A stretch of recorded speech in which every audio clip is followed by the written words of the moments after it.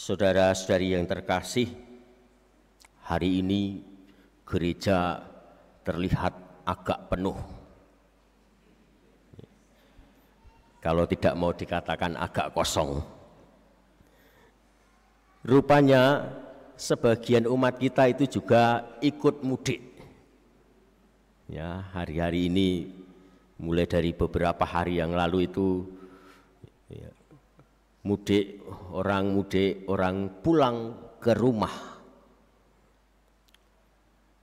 Rupanya itu bukan lagi menjadi tradisi bagi saudara-saudari kita yang muslim yang besok akan merayakan hari raya Lebaran.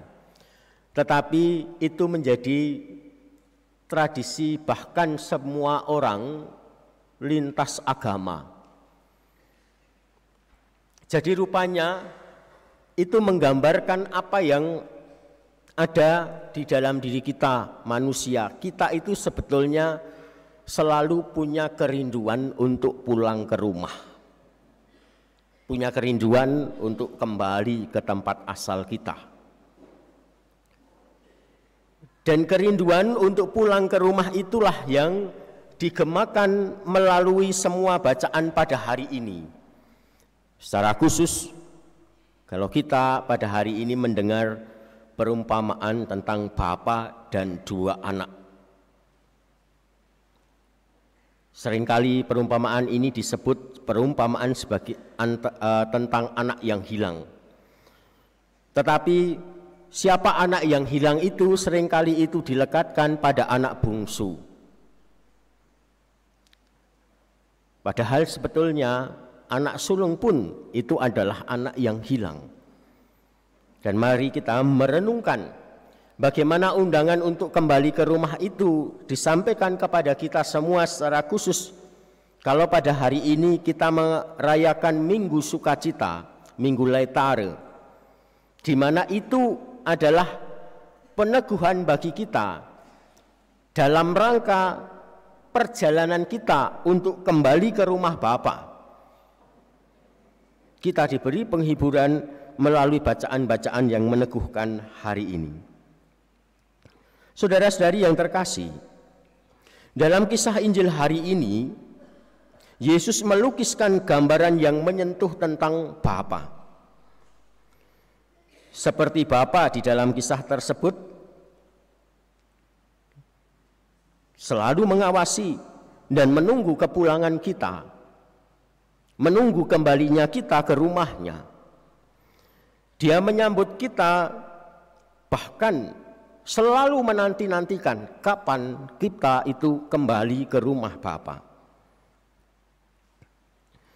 Dalam kisah ini bukan hanya satu tetapi dua orang anak laki-laki yang bertemu dengan ayah mereka yang mendatangi mereka dari luar rumah. Bagi anak bungsu, keserakahan dan rasa berhaknya lah yang mendorongnya pergi ke negeri yang jauh. Ia meminta harta warisan lalu pergi berfoya-foya dengan itu. Ironisnya di tengah-tengah gaya hidupnya yang mewah dan boros itu, ia justru mengalami kelaparan dan kelangkaan. Dalam keterpencilannya dari rumahnya yang jauh, ia menyadari dan menyesal atas apa yang dilakukan, dan dia merasakan betapa hidupnya itu terasa hampa. Di sisi lain, bagi anak sulung, meskipun secara fakta dia tidak pernah meninggalkan tanah keluarganya, tetapi kesombongannya lah yang membuatnya tetap berada di luar rumah. Ia menolak untuk masuk untuk bergabung dengan pesta sukacita penyambutan adiknya. Ia begitu sibuk menunjukkan perilaku buruk dan perbuatan salah yang dilakukan saudaranya saat ia pergi, sehingga ia tak mau merayakan kepulangannya. Bahkan ia tetap mengambil jarak. Ia tidak mau menyebut saudaranya itu sebagai adiknya. Ia menyebut itu sebagai anak bapaknya. Ini terlihat dalam percakapan yang tadi kita dengarkan. Ketika bapak keluar untuk menemui anak sulung ini, si anak sulung mengatakan, anak bapak yang sudah memboros-boroskan itu bapak pestakan.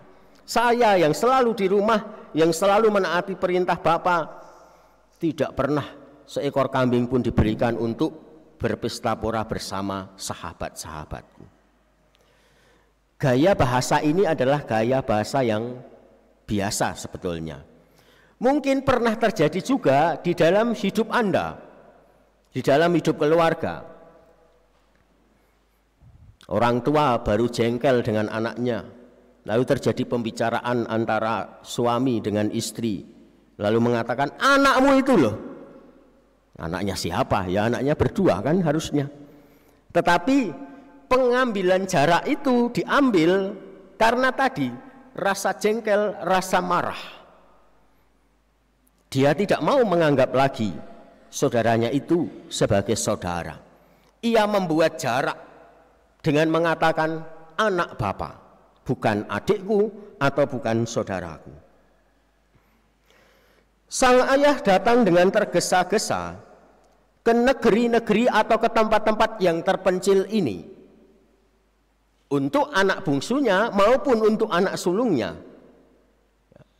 Kita melihat bagaimana, mendengar tadi bagaimana anak bungsu itu masih jauh, bapaknya langsung menyongsong dia. Dan itu juga yang dilakukannya ketika dia menyadari anak sulungnya tidak bergabung dengan pesta sukacita itu. Bapak bergegas keluar untuk menemui anaknya. Ia datang mendatangi tempat terpencil, mendatangi anaknya yang terpisah jauh dari rumah. Ia menemui anaknya di mana mereka terjebak oleh rasa malu. Ini yang dialami anak bungsu. Dan terjebak oleh amarah. Ini yang dialami oleh anak sulung.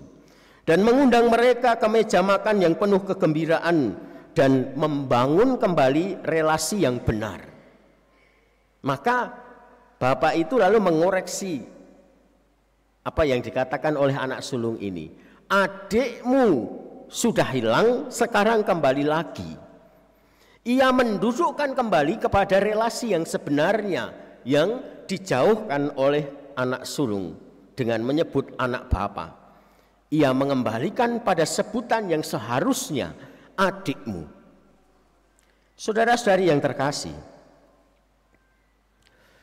Santo Ignatius dari Loyola adalah contoh orang kudus yang mengalami situasi seperti anak yang terpencil ini, yang kemudian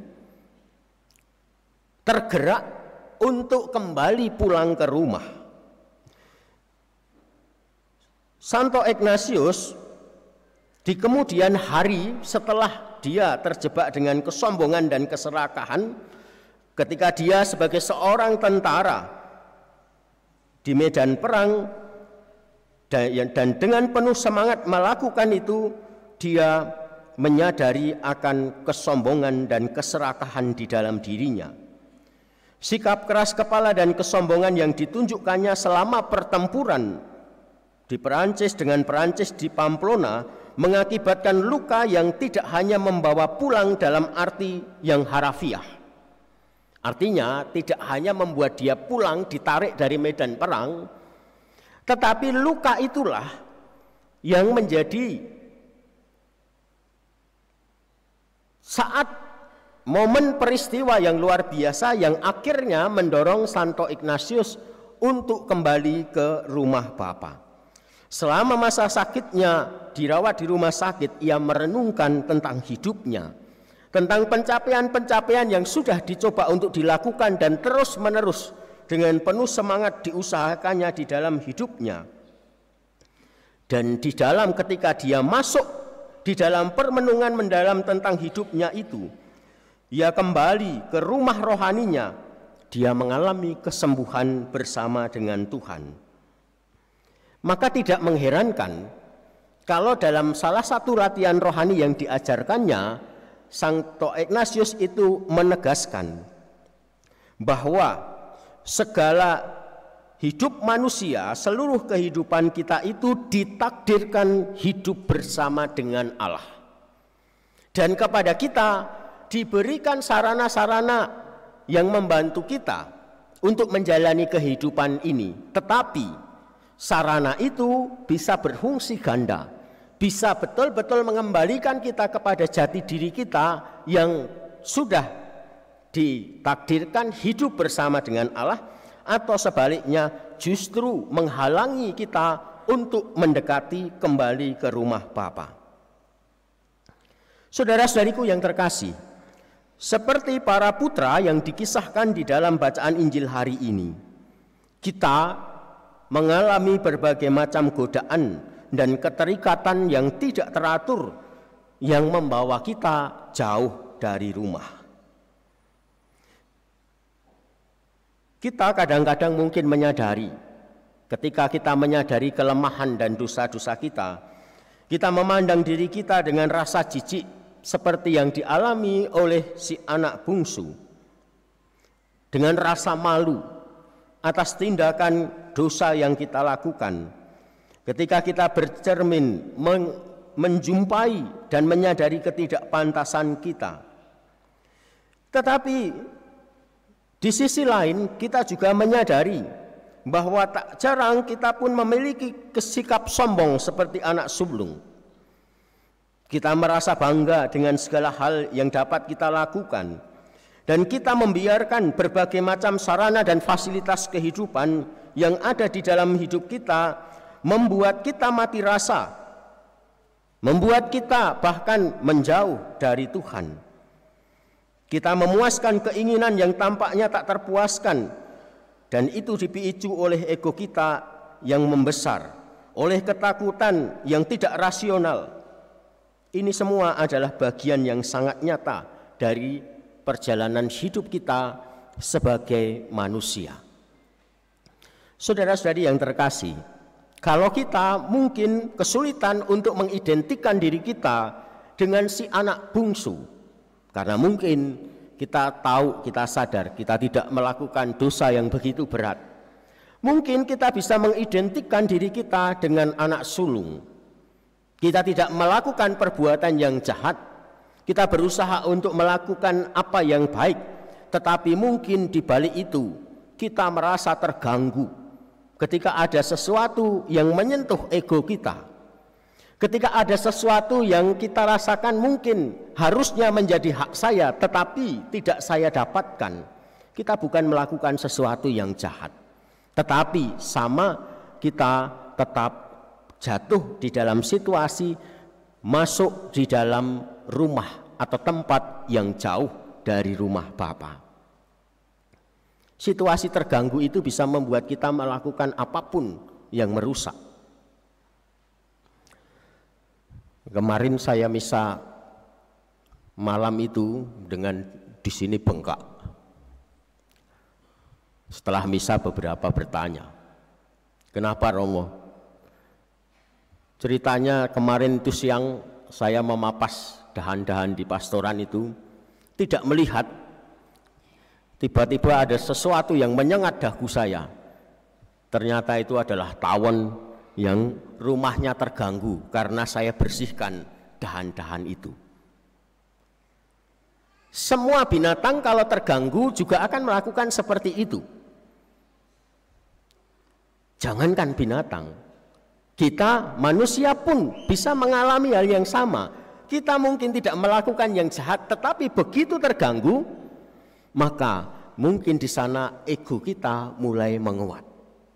Dan ego kita itulah yang menciptakan jarak diri kita dengan orang lain, membuat jarak diri kita dengan Tuhan. Maka saudari-saudaraku yang terkasih, seperti yang diingatkan oleh Rasul Paulus dalam bacaan pertama hari ini kepada jemaat di Korintus, semuanya ini datang dari Allah yang telah mendamaikan kita dengan dirinya dengan pengantaran Kristus.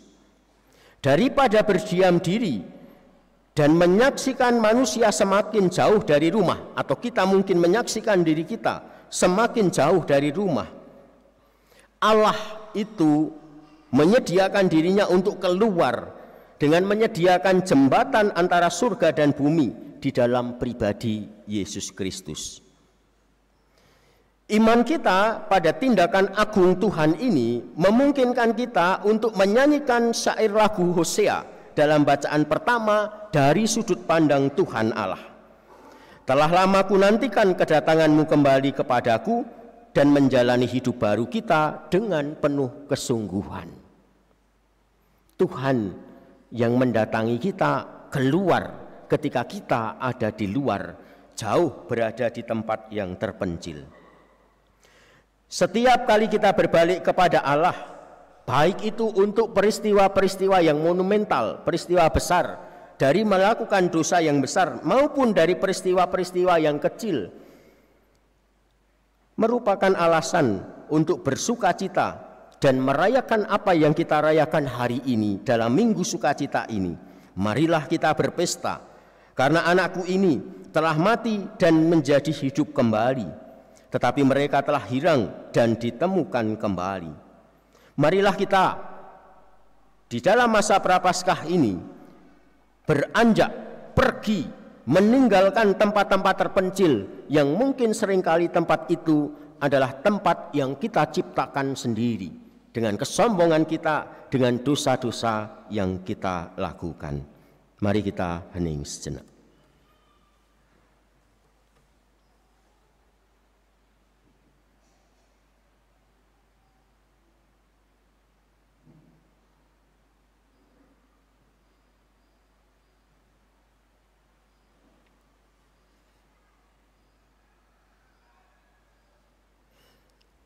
Saudara-saudari yang terkasih, setelah diteguhkan dengan sabda Tuhan, mari kita berdiri memperbaharui iman kepercayaan kita.